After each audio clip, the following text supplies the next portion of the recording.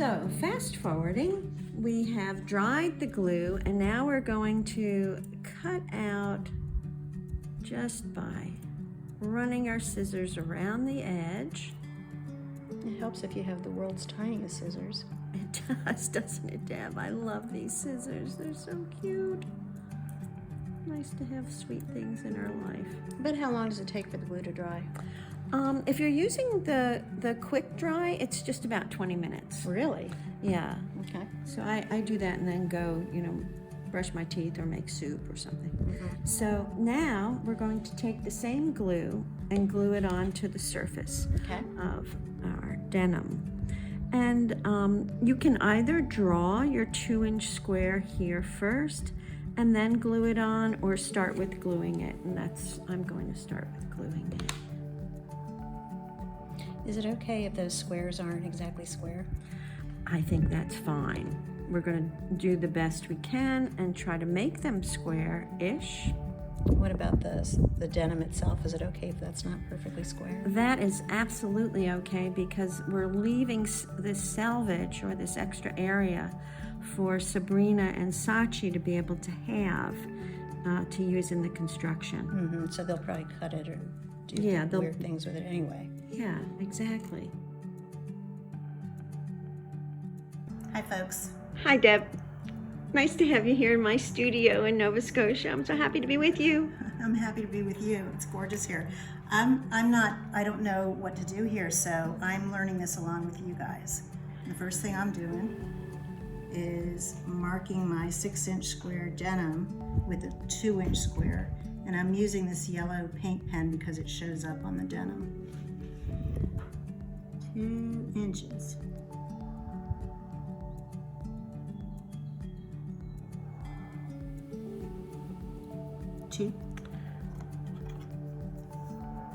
Now, this is a little tricky because I don't have a T-square, so I have to figure out if I'm going to make my own T-square by putting a straight edge against my line and then putting my...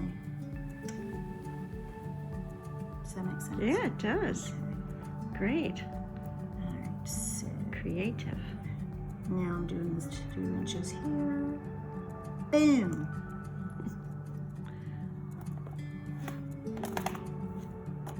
Can you see that? Yes, it looks great. And we're totally okay with a bit wobbly. Oh, good. Yeah. I think that's true of life all the time. Yeah.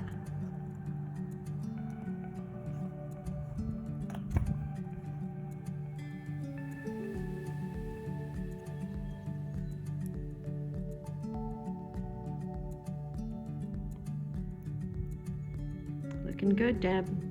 Thanks, Sam. I don't think I need a square for this. Hopefully Yeah. I did the other 3 sides correctly, but Well, and we can fine tune it with our stitching, right? that is true. Yeah. That is so true. So no worries.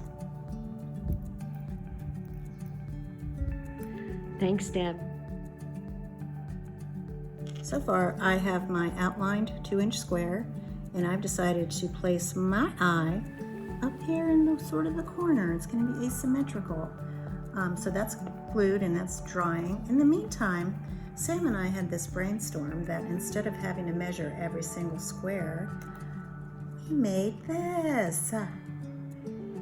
A great pattern. And Deb, that works so well because it is the negative space that you can lay it over if you had done as I did, which was to glue the cabochon on first. Exactly. So you can see how you'd be able to see exactly where what your eye would look like in the center, and in this case what it looks like off center. Great tip. Thanks, Deb. All right, guys, so the first thing we're going to learn in this step is bead bezeling. That is the beads that are surrounding the cabochon, and they're actually physically holding the cabochon on. So if your glue isn't real secure, that's okay. We just need it to hold while we're getting this collar built. And you'll notice that the beads create a circle, or in this case, the oval form, and they move from a large bead to an increasingly smaller bead.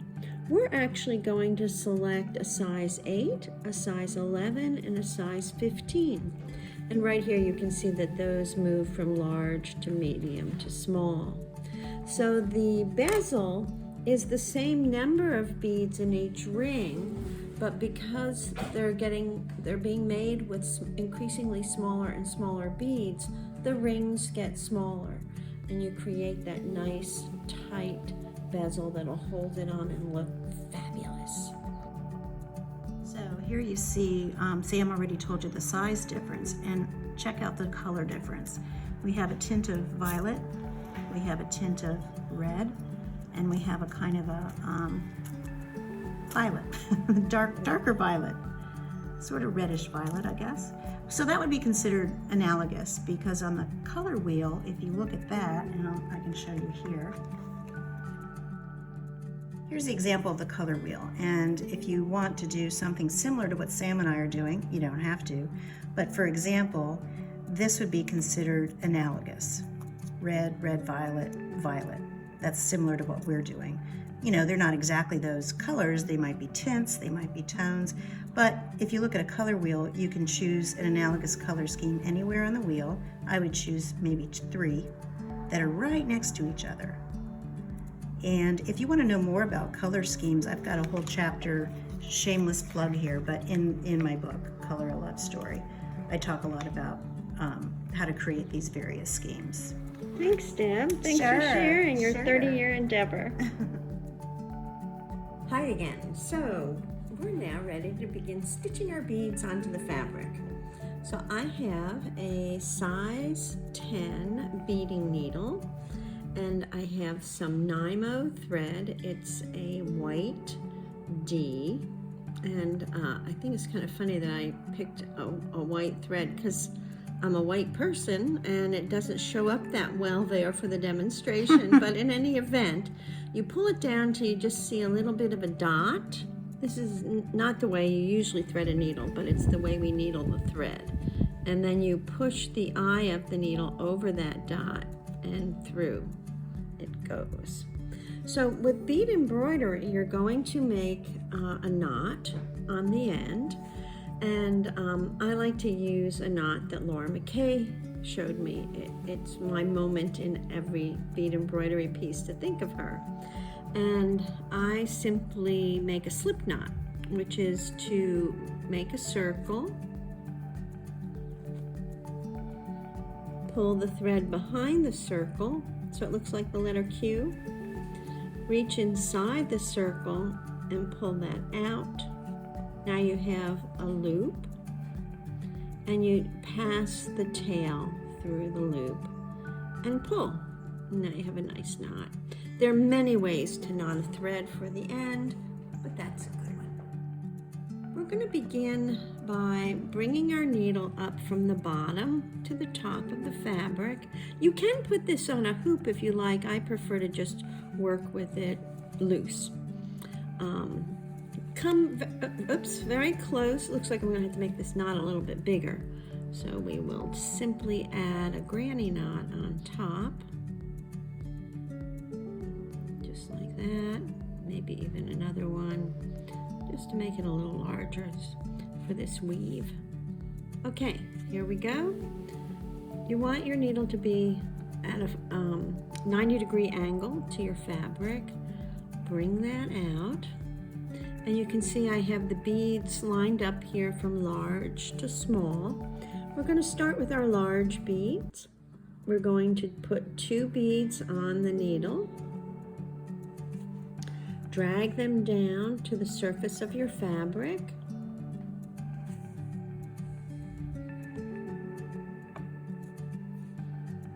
And now you're going to pass your needle through your fabric, again at a 90-degree angle from top to bottom. And now we're going to talk about these beads as beads 1 and beads 2. We're going to come up before bead 1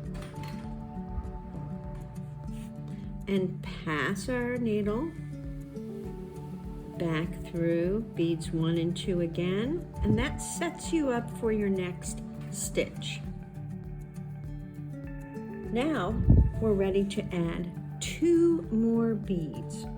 And for this stitch, you always want to be adding 2, and it will make a very nicely crafted bezel, but you'll also end up with an even count, which is what you must have for doing a peyote bezel. So again, we've moved those 2 beads close to your work. Push your needle through from top to bottom. You've added 2 beads, and we're going to count back 3 beads. Counting back 1, 2, 3, and we're going to place our needle there. Between the first and the second. Yeah, that's right, Deb, between that first and second beads. And then you pass your needle back through those 3 beads. And now that becomes your mantra.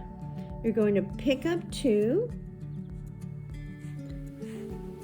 push them down to your fabric so you can see where they're going to lay in your work. Pass your needle.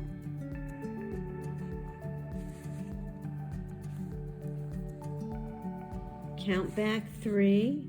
1, 2, 3. And then you're going to bring your needle up. Find that 3rd one. And then pass your needle back through those 3. So it's basically pick up 2, pass through 3. Hi, and welcome back. We have finished the first round on the surface of the denim. And you might recall that at the beginning I talked about how you want to create this round so that it is an even count. And if you were putting 2 beads on each time, you don't have to go back and count them. You know that you have 2 beads. You know you have an even count. So this section is what's left to fit in. And it's better if you do not crowd the beads, but let them, have a little bit of air in between, as you can kind of see there. So I'm going to pick up 4 beads to see if those 4 beads will fit, and just lay them down. Yep, 4 beads will fit. We'll just dump those beads there and continue to do adding 2 beads and then passing back through 3 and then adding those final 2 beads.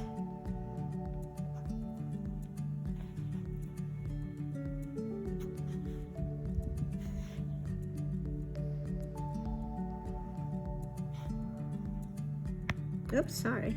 There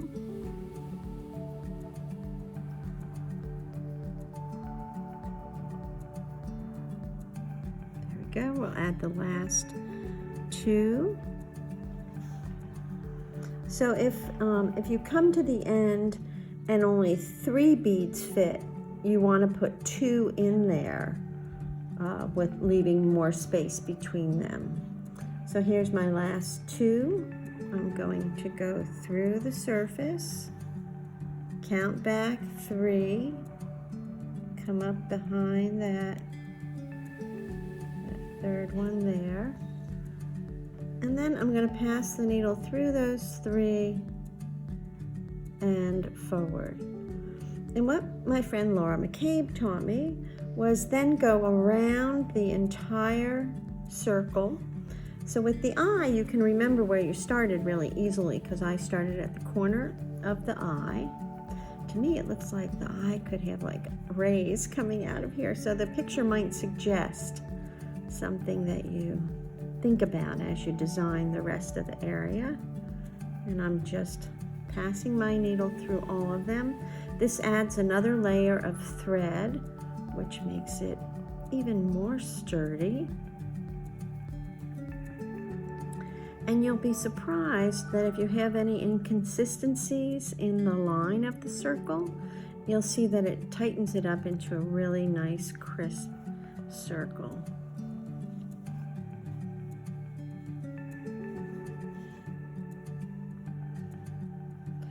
Now, some of you, may want to just leave it like this, but this is not a bead bezel. We're going to be learning about a bead bezel. So I'm going to go past that area. There we go. All right, we are ready for the next row, and you will be shocked to hear that the next row is actually called row 3. What? I know. The reason is because we're making a peyote stitched bezel, and the first row pulls the beads into the first round, pulls those beads into row 1 and 2. And you can see that on this example where it has pulled the orange beads up and down. There'll be an alternating thing. Yeah, so this becomes row 1, row 2, row 3, row 4, and row 5. And this particular bezel was done with size 8s and 11s only. I'm going to see if I can do this one with 8s, 11s, and 15s. So the next round, I'm going to use the same size and the same color. And I have 1 bead on my needle. And the mantra for this is pick up a bead, skip a bead. So I picked up a bead, and now instead of going through the very next bead, I'm going to skip that and go through the following bead. Okay? This will look really wonky, and you'll be sure you're doing it wrong. You can kind of coax it into the place you want it, but no worries, really, it can be wonky until the next row.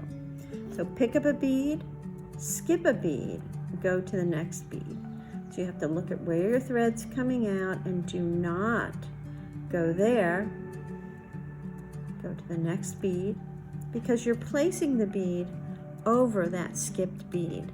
You're not placing it between beads. Okay, so I'll do the round. All right, so we are finishing up this row. And again, I want to point out that now you can really see why this is called the third row. 1, 2, 3, because that first round of beads has been divided into 2 rows. Row 1, row 2, row 3, which we are finishing up. So we're going to grab a bead, and as you put on your last bead, it can be tempting to just pass your thread through the first bead of the row that you've been working on, but don't do that.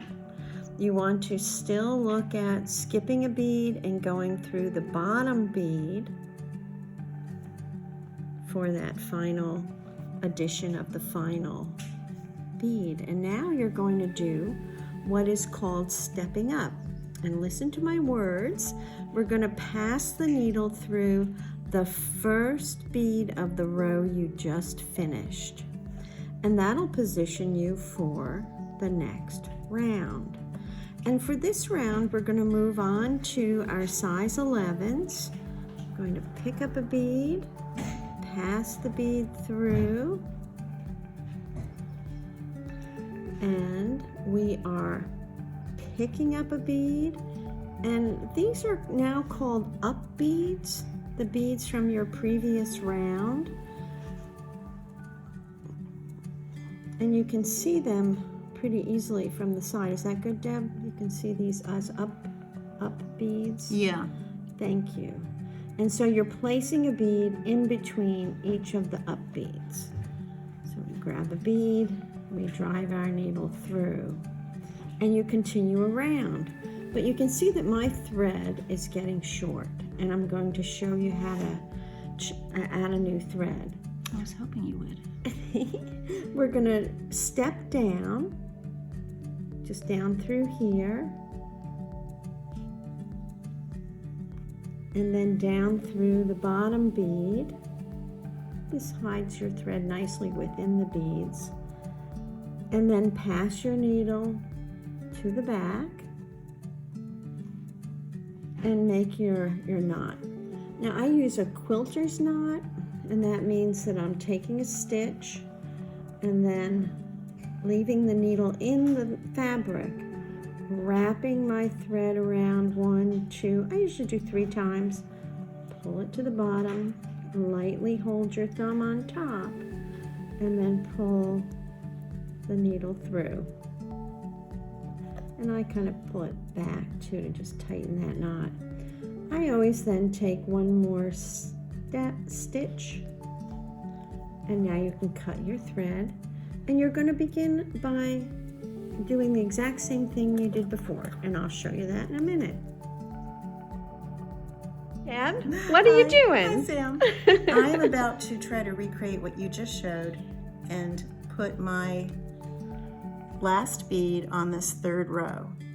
So, as far as I remember, I pick up a bead, doing that right now, boom. And then I skip that bead, put my thread through this one, and come up through this one? Yes, you did it all at once. All right. I'm so smart. I knew that. All right. What I wanted to point out now is in the sample piece that I did, I have 1, 2, 3, 4, 5 rounds. The first 2 are placed on the fabric all in that first stitch, and then the next 1, 2, 3 were done in the peyote stitch fashion. So however many rows you want, it really is up to you, and I'm going to show you what I'm doing on this sample piece. Is I'm just finishing up what is the 1, 2, 3, 4, 5, the 5th row here. And remember, don't jump over to that first bead that you put in. Make sure that you're attaching it just as you attached the previous ones by skipping over and diving down into what was an up bead from the last round. And then step up. You can do that all at once or in 2 pulls. And now we have that round completed. So I am going to add the 15s to this. They're teeny tiny ones, and they'll really cinch this together. And that's the theory, but of course you have to always put it into practice and see if your theory works. So picking up, going through the next up bead. So you're attaching the beads to the previous round. Oh, I like that. I'm very happy with that. So I'll finish this off, and then I'll step back down to the back of the fabric, tie a knot, and you're done.